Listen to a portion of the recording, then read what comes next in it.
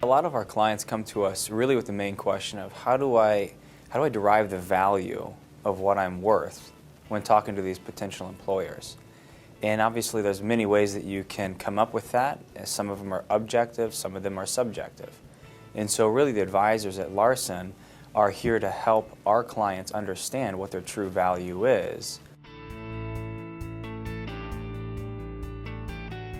There are really two forms of compensation structure in the medical world. There's collection-based, and then there's RVU-based. And so again, our job is to make sure that from an RVU standpoint, you really understand what CPT coding is, how much RVUs are worth, what areas, where do you have room to negotiate what the conversion factor is for an RVU per your specialty, per the location, how does Stark law play into all of this? So compensation structure can get very complicated when you're looking at the RVUs, but it's very important that you understand that concept. Another key item to discover these sign-on bonuses, these are really, in my opinion, a way to bring your overall compensation package to where it needs to be. And so for my neurosurgeon that was actually under where they should have been by $50,000, this was an area that we were able to add a little bit of extra income in the first year to really bring them to where they needed to be.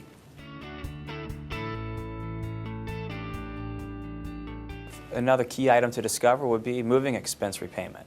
And this is going to really be probably closer to $5,000 to $10,000 depending on your specialty.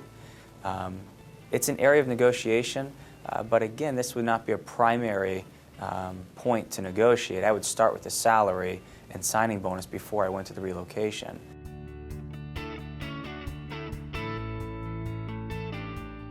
One of the benefits of going into the hospital world or the academic world is simply that they generally offer very good retirement benefits.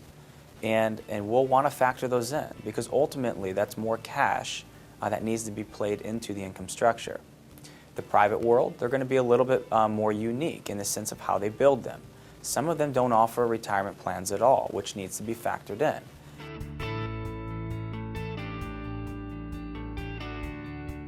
Looking at these contracts, physicians, as you know, are very subspecialized in what they do, and so protecting that future income is very important.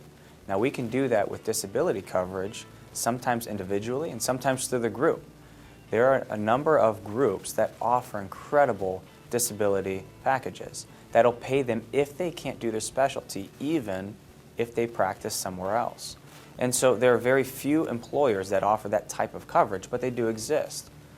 As Larson's advisors, we're supposed to find whether or not you need to add more supplemental coverage on an individual basis, or if the employer plan is enough.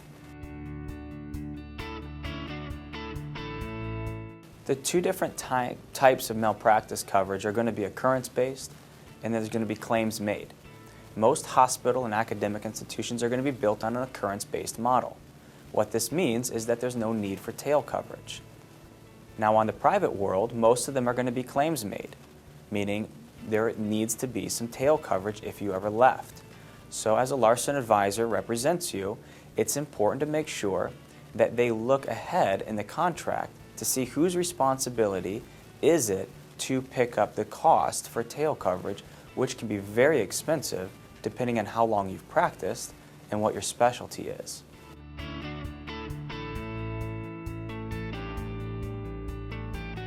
Another key finding that we look at, of course, are non-compete clauses. Over 50% of practices that are started right out of training are actually not a long-term relationship. And this is where it's important to make sure you understand what your options are, especially if you move to a city where you have family in town and you really don't want to leave that city. Now, not every state will recognize a non-compete law.